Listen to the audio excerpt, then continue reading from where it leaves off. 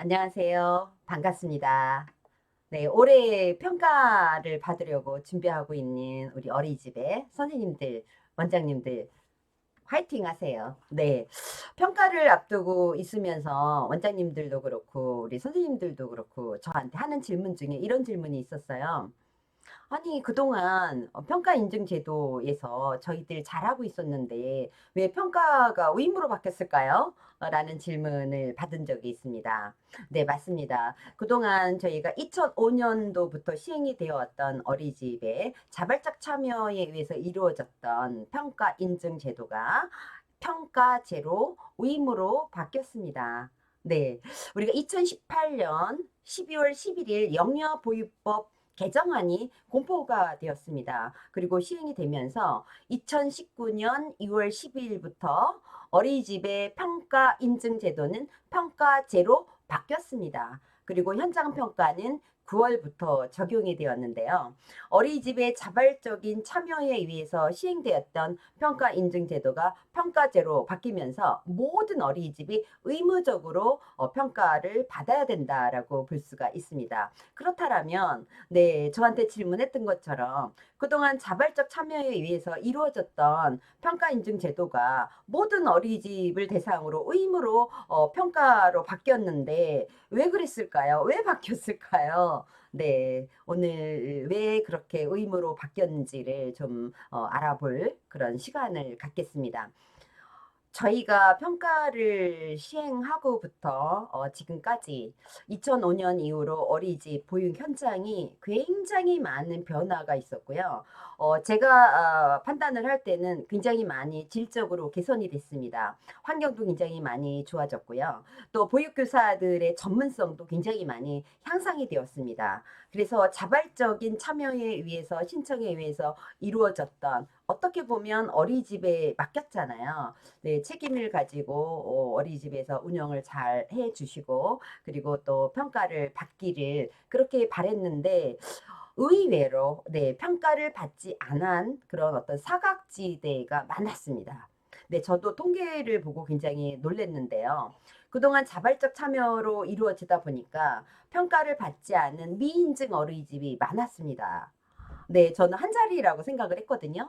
그런데 미인증 어린이집이 무려 18.4%나 되었습니다.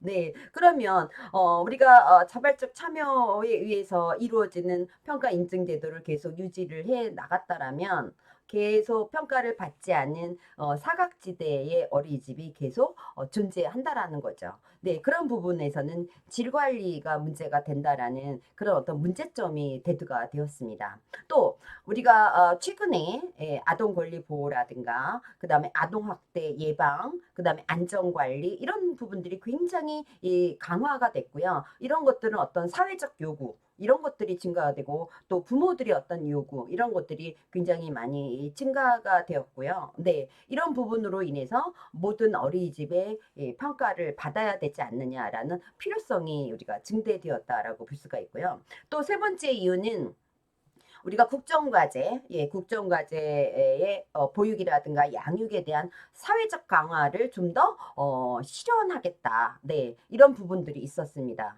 그리고 영유아의 어떤 건강한 성장과 발달을 위해서는 전체 어린이집을 대상으로 하는 의무평가제를 좀 만들어야 되겠다라는 법적 근거를 만들게 된 겁니다. 이런 이유로 인해서 우리가 어린이집 평가가 의무로 바뀌었다라고 우리가 볼 수가 있고요. 그래서 어린이집 평가제는 전체 어린이집의 어떤 질 관리를 위해서 평가 자체에 우리가 목적을 두기보다는 정기적인 우리가 평가를 통해서 어린이집이 지속적으로 보육의 질적 수준을 향상시키고 또 유지함으로써 영유아의 어떤 안전, 그다음에 건강, 그다음에 조화로운 성장과 발달 이런 것들을 도모해 줄 수 있고요. 그다음에 부모가 믿고 맡길 수 있는 그런 어린이집 안심 보육 환경을 조성하기 위해서 우리가 평가제로 우리가 바뀌었다라고 보시면 될 것 같아요. 물론 그동안 우리가 현장에서 우리가 어린이집 선생님, 그 다음에 원장님들 굉장히 많은 노고가 있는 걸 알고 있습니다.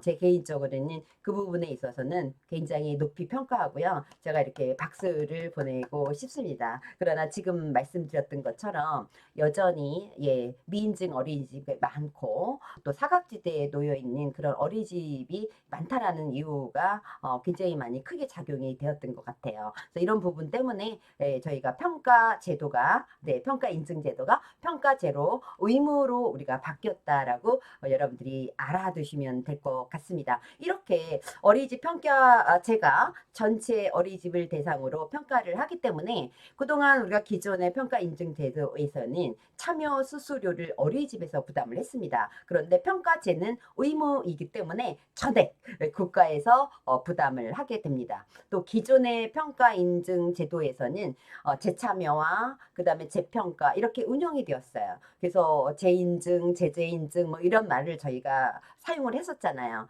그러나 평가제에서는 재참여, 그다음에 재평가 이런 과정이 폐지가 되었습니다. 그래서 등급에 따라서 평가 기간이 이제 달라진다라고 볼 수 있죠. 그 부분은 저희가 다음 시간에 제가 다시 설명할 수 있는 그런 시간을 갖겠습니다. 그래서 의무제로 바뀌었기 때문에 저희가 평가를 거부한다.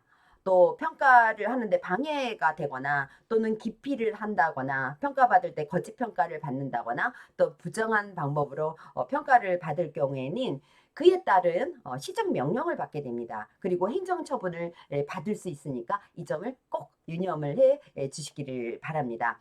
평가 지표는 제3차 평가인증에서 적용됐던 통합지표를 기반으로 해서 어린이집 고의 어떤 특성을 반영을 하고 그 다음에 이거 2019 누리과정 그 다음에 2020년 제4차 어린이집 표준보육과정 이런 것과 같이 맥락을 같이 해서 세부 내용을 반영을 했다라고 보시면 됩니다. 평가 지표에 그럼 어떤 것들을 반영을 했느냐 그래서 반영된 사항을 저희가 살펴보면요. 영유아의 안전 권리 존중을 우리가 반영을 했고요. 그래서 우리가 지표가 새로 필수 지표로 늘어났습니다. 또 놀이 중심의 보육과정 운영을 강조를 했다라고 보시면 될 것 같고요. 또 주요 핵심 지표를 중심으로 해서 지표 항목 수를 좀 줄였습니다.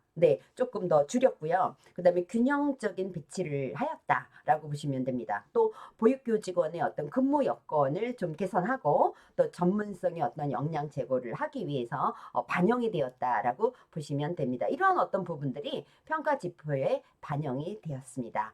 우리 선생님들이 보실 때 이런 어떤 부분들이 반영이 되었구나라고 이렇게 이해를 해주시면 될 것 같고요. 그래서 우리가 평가제를 하는 목적은 그 다음에 필요성은 뭐냐 하면 우리가 상시적인 질 관리를 위해서 주요 핵심 지표를 중심으로 해서 질 관리의 어떤 표준을 제시했습니다. 그리고 어린이집 스스로가 질적 수준을 제고하도록 그렇게 평가제가 만들어졌고요. 전체 어린이집에 대한 어떤 주기적 평가를 통해서 보육 서비스의 품질 관리, 또 사각지도를 또 우리 해소하고요. 또 전반적인 보육 서비스의 수준을 지속적으로 관리해서 국가의 어떤 책무성을 강화했다라고 보시면 될 것 같습니다. 궁극적으로 우리가 평가제를 통해서 보육 서비스의 어떤 질 향상을 제고했고 그래서 영유아의 어떤 안전, 그 다음에 건강, 또 조화로운 성장과 발달 이런 것들을 도모하기 위함이다. 그래서 아이들의 놀 권리를 보장을 하고 또 영유아가 건강하고 행복하게 성장할 수 있는 안심 보육 환경을 조성하기 위해서 또 보육교직원이 영유아 보육에 좀 더 집중할 수 있는 그런 여건을 조성해주기 위해서 평가제가 시행이 되었다라고 보시면 됩니다. 이렇게 해서 왜 평가 인증 제도가 평가제로 바뀌었는지 또 이렇게 의무로 바뀌었는지 이 부분에 대해서 우리 선생님들 알아봤고요. 다음 시간에는 평가제가 어떻게 개정이 됐는지 개정 방향 그리고 또 주요 개정 내용들이 있습니다. 우리가 통합지표를 기반으로 해서 평가제가 만들어졌지만 또 주요 개정 내용들이 있습니다. 그래서 주요 개정 내용은 어떤 것들이 있는지 살펴보는 시간을 갖겠습니다. 감사합니다. 다음 시간에 만나요.